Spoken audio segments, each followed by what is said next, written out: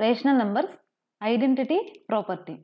So ఏదైనా ఒక నెంబర్కి జీరోని యాడ్ చేస్తే సేమ్ నెంబర్ రిపీట్ అవుతుంది కాబట్టి జీరోని మనం ఐడెంటిటీ ఫర్ ఎడిషన్ అని చెప్తాం. అలానే ఏదైనా ఒక నెంబర్కి 1తో మల్టిప్లై చేస్తే సేమ్ నెంబర్ వస్తుంది కాబట్టి 1ని మనం మల్టిప్లికేటివ్ ఐడెంటిటీ అని చెప్తాం. So first example, find -2/7 + 0 and 0 + -2/7 and compare them. What do you observe? So ఇక్కడ చూడండి, -2/7 + 0. సో 0ని యాడ్ చేస్తే సేమ్ నెంబర్ వస్తుంది కాబట్టి -2/7. అలానే 0కి ఏదైనా యాడ్ చేసినా కూడా సేమ్ నెంబర్ వస్తుంది. So 0 + -2/7 is also -2/7. ఇక్కడ మనం అబ్జర్వ్ చేయాల్సిన విషయం ఏంటంటే 0 కూడా rational number. So 0 is called as an identity for addition in rational numbers. a + 0 = 0 + a equals to a for all a belongs to rational numbers.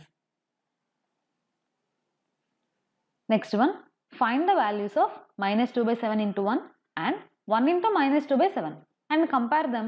What do you observe? So ఇక్కడ ఏదైనా ఒక నెంబర్కి 1తో multiply చేస్తే same number వస్తుంది కాబట్టి -2/7 into 1 equals to -2/7 or else 1 into -2/7 equals to -2/7. So 1 is the multiplicative identity for rational numbers.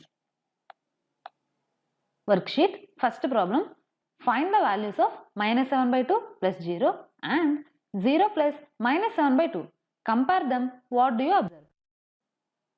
ఇక్కడ ఏదైనా number 0 add చేసినా సేమ్ నెంబర్ వస్తుంది. అలానే 0కి ఏదైనా నెంబర్ యాడ్ చేసినా కూడా సేమ్ నెంబర్ వస్తుంది. సో ఆన్సర్ ఏమవుతుంది? -7/2నే అవుతుంది.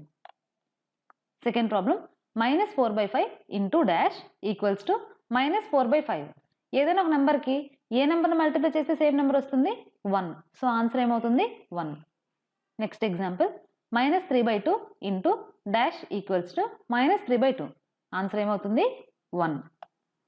Next example, find the values of 7/8 into 1 and 1 into 7/8. Compare them. What do you observe? So 1తో మల్టిప్లై చేస్తున్నారు కాబట్టి సేమ్ నెంబర్ ఆన్సర్గా వస్తుంది.